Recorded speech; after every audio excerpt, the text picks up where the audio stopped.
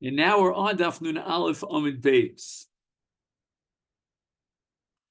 And there seems to be a stira, as you recall, from the Aleph Amid Aleph between two brises. One brise says that they each split in a relativity theory how much they have to pay. And the second brise says, no, only the last guy is chayav.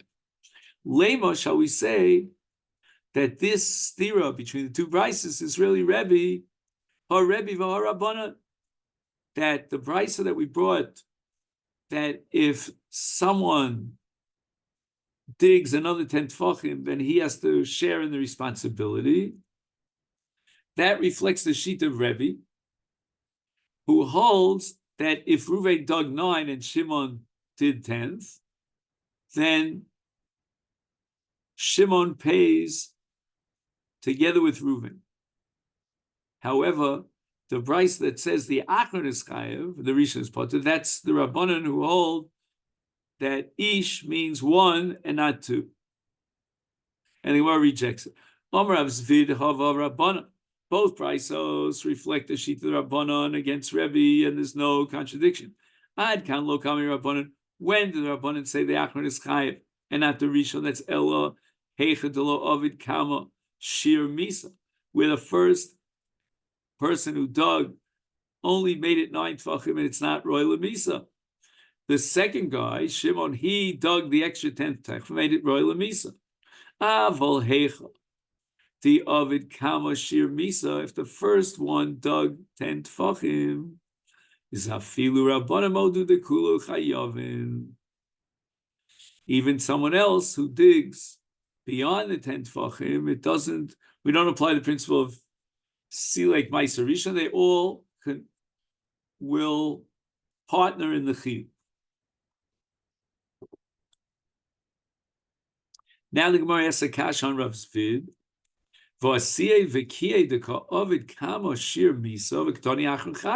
According to your logic, that even the Rabbanan agree that they partner in the obligation to compensate the nizak, because the Rishon is also guilty of creating a Shara Memis. What about the case of Siyed V'Kiyed? There, the Rishon dug a bar that was 10 tefachim high. Why doesn't he have to pay? Why does it say Achron Chayav Amri? So they said in the Yeshiva Hassam there, in the case of Siyed V'Kiyed, we're talking about a case where the bar was originally very wide, and there wasn't enough foul air, so to speak, inside the bar to kill the animal. And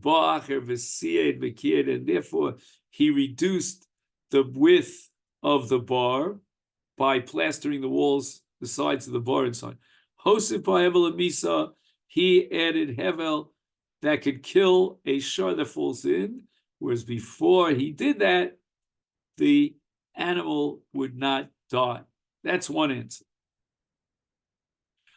Another answer for Rav Zvid is Ika di Amri, Amar Rav Zvid, Hava Ha, Rebbe. Both brisos reflect the sheet of Rebbe, who says that both the first digger and the second one will partner in the compensation for the nizak. Hachdik Tani Kulam Chayov and Shapir. That bris that says that after the first one dug 10 tefachim, the second 20, and the third 30, they all pay relative to how much they dug. That makes sense according to Rebbe. But Hadik Tani, and that price about Siyed V'Kiyed, that Achron Chayav, why is only the Achron Chayav? Kigon Shlo Bo Hevel Olamisa Bo Nezikin, Uvacher V'Hosef Bo Hevel Bein Lamisa Bein Nezikin. So the first guy dug a bar that was very wide, and it did not have enough hevel inside, neither to damage the shor that fell in, nor to kill the shor. And the Achron therefore created a bar that could be mazik, could be memis, by doing the kiyed v'siyed.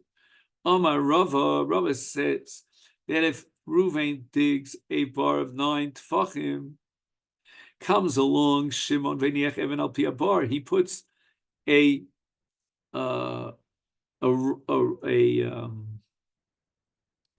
circle of stones laying on the top of the bar. So now the bottom of the bar is 10 tefachim deep. Banu lemachlokas Rabbi Rabbana. In fact, the Gemara Pshita. I mean, if this is exactly the same, what difference does it make if Shimon dug an extra tefach subterranean or he added a tefach above the bar? Mao the Tema would have said that lemata, if he adds in the depth of the bar, then the Sheni's Chayv, why the Havla Dite Kakotole? He added an extra tefach of hevel. And that's what killed the animal that filled it. Aval the low Havla Aval Amala. If he added stones on top, it doesn't change the hevel content of 9 tefachim below. The low Havla Dite Kakotole. Amalo, I would say that in this case, the Sheni doesn't pay. Because the animal didn't die as a result of hevel. Kamash Malan, Rav wants to teach us that it makes no difference whether he added on the bottom by digging a 10th tefach on the bottom, or if he added an even on the top, it will always have an impact on the bar. And it changes the bar into a bar amemus. Boy, Rav. Rava now vacillates. Ruvain dug 9 tefach. Shimon added the 10th tefach. And now tas tefach v'silek avonav. Now the Achron, the second guy who added an extra tefach, he fills in that extra tefach that he had dug. Or if he had added avonim on the ground level, then he removed those avonim out. Mi amrinon my ovid shakel. Whatever he had done in the 10th tefach, he now removed it, and therefore he's potter, and only the Rishon is chayav. Again, the Rishon would only be chayav for nezikin. O Dilma, what shall we say? Nistalik meiser Rishon v'Kamma lekule bershusei. Once at time T2, when the second guy, we'll call him Shimon, dug a 10th tefach or added an even on top of a tefach, then the principle of Nistalik Meiser Rishon goes into effect, and that's the Rebbe, the sheet of the Rabbanon. And once it goes into effect, the bar is no longer his.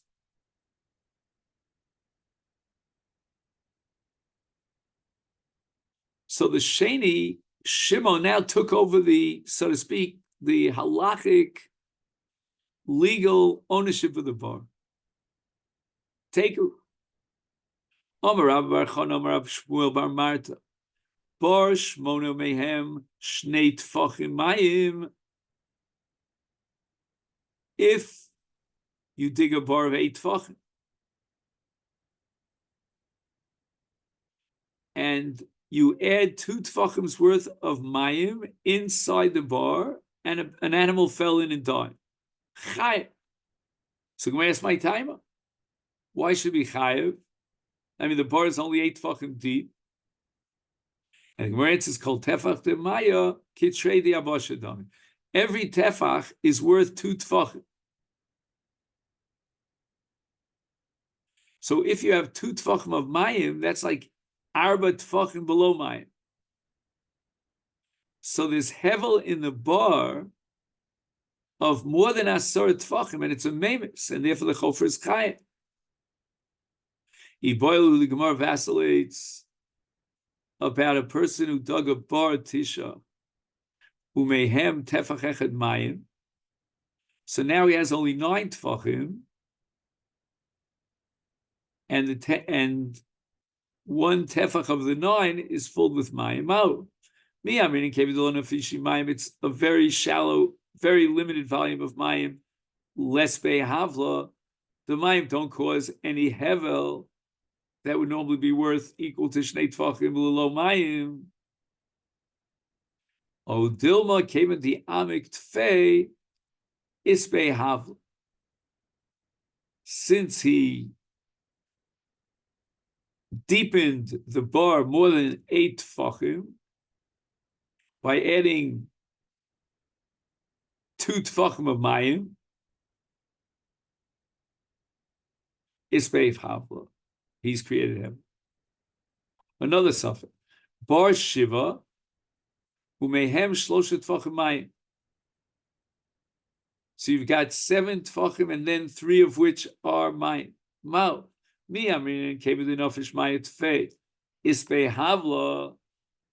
Now the bar has a lot of hevel because he added 3 tfachim's worth of mayim. O dilma came into law mika lesle havla.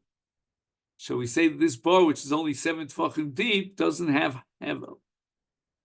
So even though he added 3 tfachim into the 7 of mayim, that doesn't have the koach of generating a hevel that could be memis in this bar taker. Boy, minei Rav Shizbi mirava. Again, a person dug a bar that was 10 tfachim deep. Now his friend comes along verchiva and he widens the opening of the bar, and an animal falls in and dies. Mal. Should the marchiv be chayav? Homolei, I don't get it. Harimiyat havla. You can't say that the sheni, meaning Shimon, made it a more dangerous bar. On the contrary, he was memaita hevel. He made it a safer bar. Homolei adrab. He says no. Hare kerev hazeka. By broadening the opening of the wall of the pit, and it's in a Rishus Harabim where the hiluch of the rab, the behemoths are taken there. So maybe that's what caused the animal to fall in. Had it been a smaller area than the shore, when it got close there, it would have avoided the bar, and it wouldn't have fallen. El Omer Ravashi. Next, they are not. Let's take a look at this. If the animal died because of the hevel, harebiat hevel. How can you be mechayiv the sheni who is marchiv because he limited the hevel by allowing more fresh air to come into the bar? But ibechavota mais, if the animal fell because of its collision on the bottom of the bar, by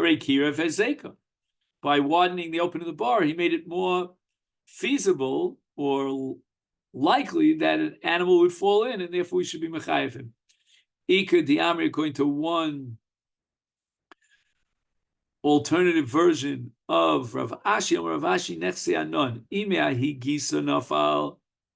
If the animal fell in from the side where Shimon was marchiv, then chayiv. Harekir of hezeka, because he caused the hezek. Ve'i me'idach gisa nafal. If it fell on the other side, then the achron Shimon is potur, because his action didn't cause the death of the animal. Harei miyad havla, and all he did was improve the hevel of the bar. Itmar bar she'omka kirachba, a bar whose depth is equal to its width, and the shor fell in. What's the din? And here we have machlokes Rabba Rabbi Yosef, the Amrit Shavai. Mishmei the Rabba Chana, the Amri Mishmei the Rebbe Mani, according to Rebbe Mani.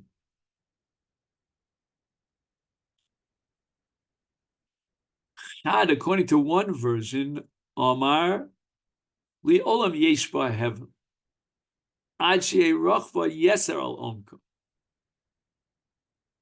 So it's only when the Rochav exceeds the depth, then we say that there's enough avir that's going into the circulating, so to speak, into the bar, and if the hevel would not be memes. But if the if the width of the bar is equal to the depth of the bar, that generates a hevel that's memes. B'chad Omar li'olam ein ba hevel haroy lahamis ad shehei omka yeser al rochba. It's got to be deeper than wide. So let's say you had a bar that was there was 10 tfachim wide and 10 tfachim deep, you would not be chai, because it doesn't have a hevel haroy lahams. Now the Mishnah said if you have a bar that's owned by two people in partnership, overall of a rishon v'lo kiso, hasheni chai v'rishon pot.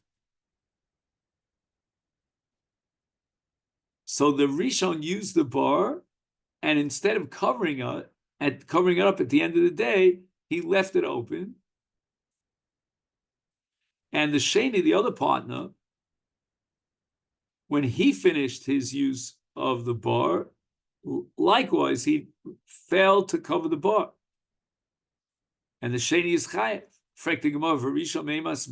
What reason, what rhyme and reason should you exempt the rishon? I mean, he left the bar without shmira.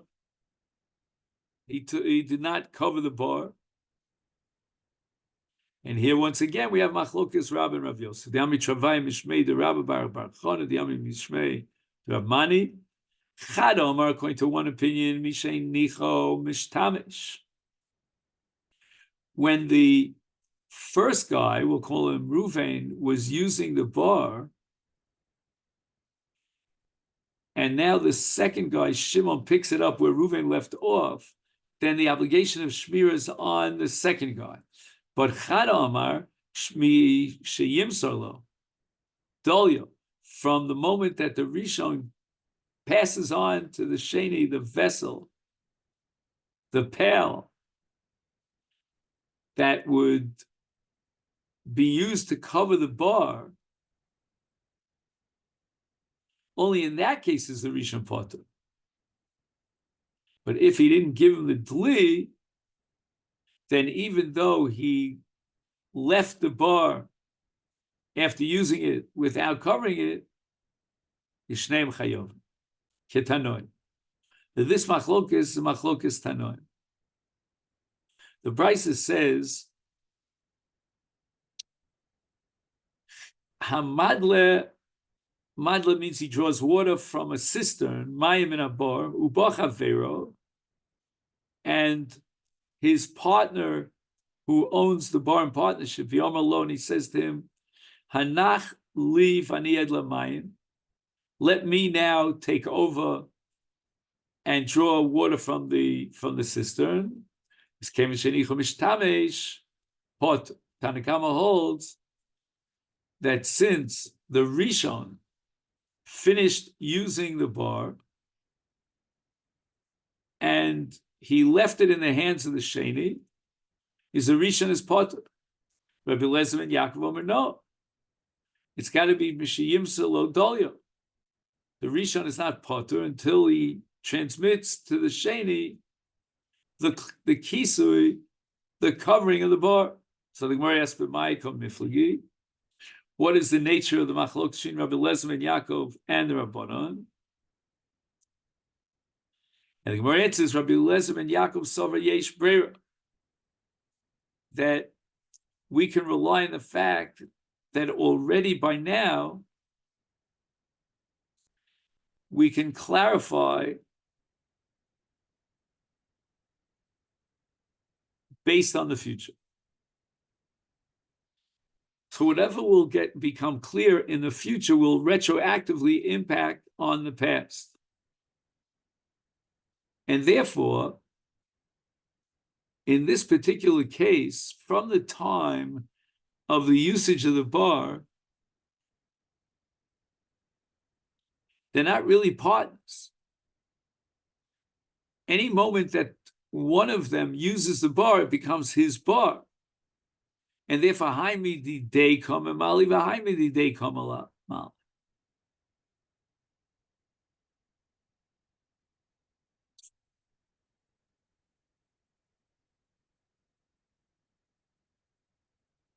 What does it mean? Ze ha'echad michelko shelo bilvad kama mali esmeno. V'chavero michelko shelo kama mali. And therefore, the shmira, meaning the obligation to cover the bar,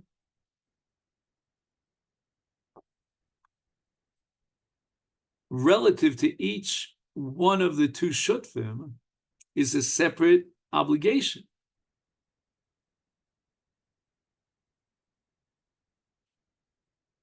But how do you effectuate that?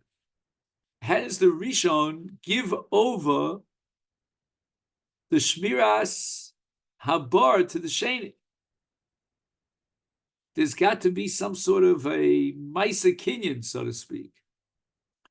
And that is if and when the Rishon hands over to the Sheni the Kisei Habar, and he says to him, now you're responsible.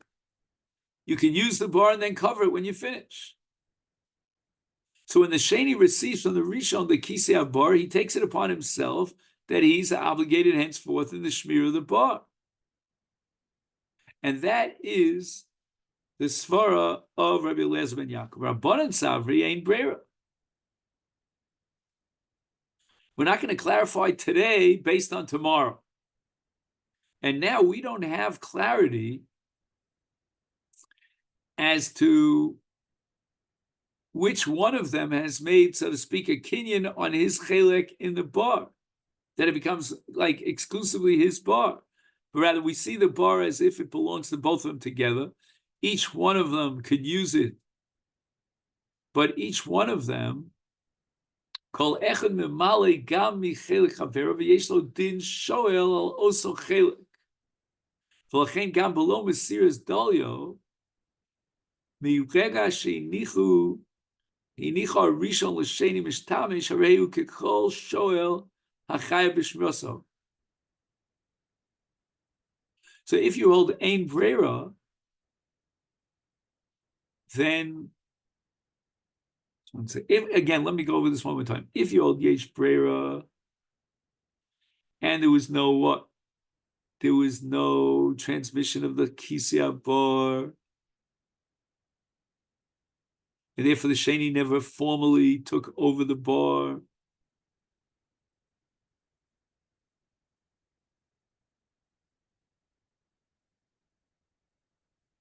So that's called yesh brera.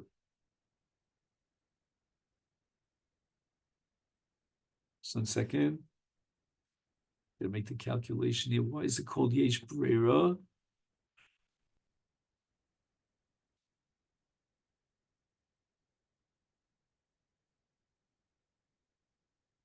Yesh brera means that later on, when we clearly determine which shutaf owns the bar, then it's going to go back retroactively as if we knew which shutaf was responsible for the bar.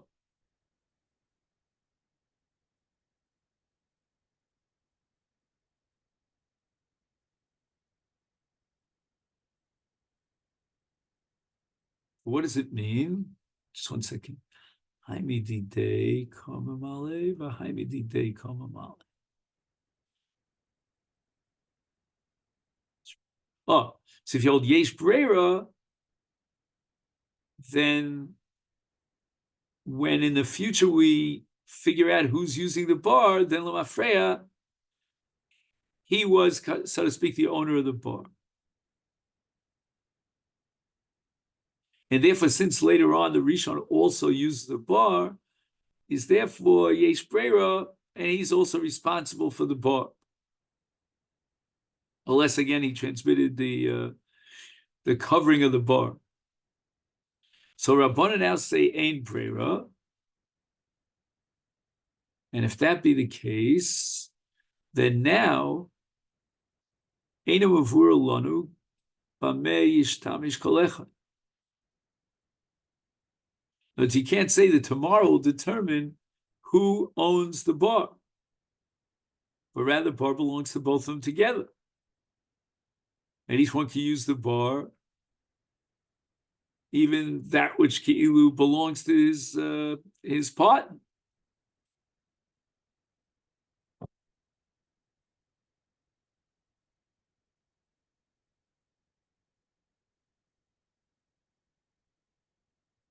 So that what happens now, this is the complicated part of the piece of the puzzle, that if we're going to say ein brera, and we said that we don't clarify which chelik belongs to which of the two shutfim, the bar therefore belongs to both of them, then if it belongs to both of them, then when one person is using the bar, he becomes like a shoel on the bar. Because again, the bar belongs to both of them, if you hold ein brera.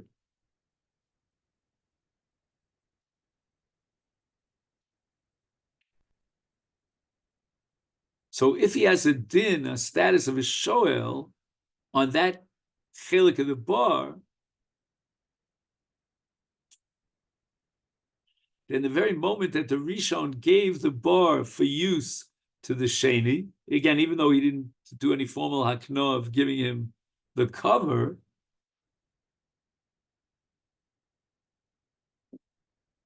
the Sheni now becomes the Shoel. And the Shoel is Chayiv and Shmira. So the giving over the bar to the Sheni generates on the Sheni a status of a Shoel. And that is because the bar belongs to both of them together. So once the Sheni becomes a Shoel, he's Chayiv and Shmir, and the Rishon is Potter. Amar Avina ve'azlu tamayu. This machlokas between Rabbi Eliezer and Chacham in the Brisa is reflects consistency. And we've already found that they had a machlokas, whether yesh be'er ain brave desnan, a Mishnah Nidarim, on Daf Mem Hayam and Beis, Hashutfim, if two people own a backyard in partnership, Shenadru Anah Zemizen, each one took upon himself an Isra Anah from the other guy. The Chacham say, Asurim Likanis Chatzah. Both of them are enjoined from entering the Chatzah, because each one of them, when he goes into the Chatzah, he's benefiting from the chelik of Chavera, which he accepted upon himself as a neder, that he's not going to do that.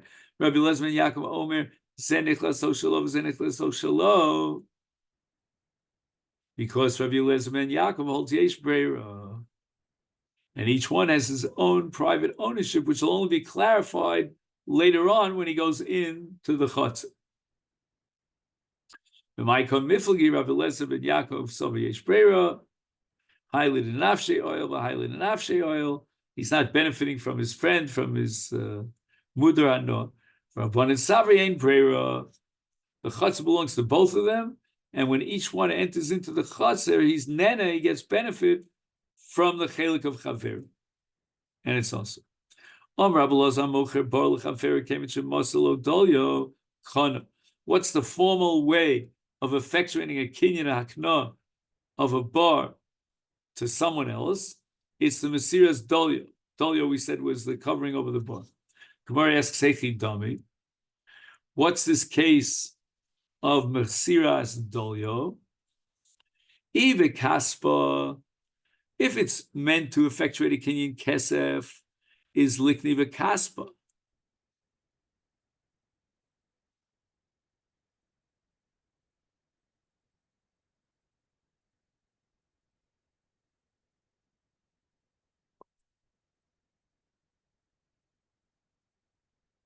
In other words, you can be Kone Karka, real estate, with Kesef. So why do we need Mesiras Dolio? He should be Kona with Kesef. Ibe Chazaka, if he wants to make a kinyan Chazaka by using the bar, is Likne B'Chazaka. Because Chazaka is also Kona Karka. So why do we need this Mesiras Dolio? The Gemara says, Li Olam B'Chazaku, Boile Meimala, Lechazeku Kni, V'kem Shemoslo Dolio, Kiman Diomala Lechazeku Kni.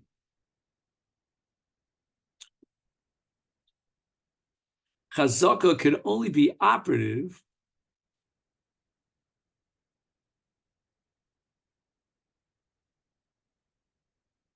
when the machzik does the chazaka on his own, without the mocher there, if the mocher said to the lokeach, to the buyer, lechazeku kni, go and use the bar, and you will be kona the bar. Kevin shemaslo dalio, kiman diomale lechazeku kni. So the Mesir's dalio equals lechazeku kni. Rabbi Yeshua ben Levin, this will conclude. Hamocher bayis lechavero on daf nun beis is kevan shemoslo mafteach kana hechi dami. How is Mesir's mafteach capable of effectuating a kinyan on the bayis? Iba kaspa.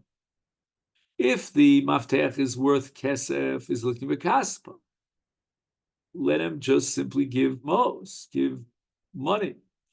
Iba chazaka. Let's say Ne'ilas Habayis, is Liknei B'Chazaka. Why does he have to give him the Mafteach? Li'olam says Gemara B'Chazaka. U'poil Memele Lechazeku Kni. Ken Shemosa Mafteach Kiman Diyomer Lechazeku Kni. That if the Lokeach wants to effectuate a kinyan and the Mocher is not available, the Mocher says to the Lokeach Lechazeku Kni, and if he gives him a Mafteach, then that's as if he said to him, Lechazeku Kni. He doesn't have to say these words explicitly, Lechazeku Kni. All he has to do is give him a mafteah. Okay, then, so this is where we're going to stop for today. Okay, then, so wish you a great day. Thank you so much.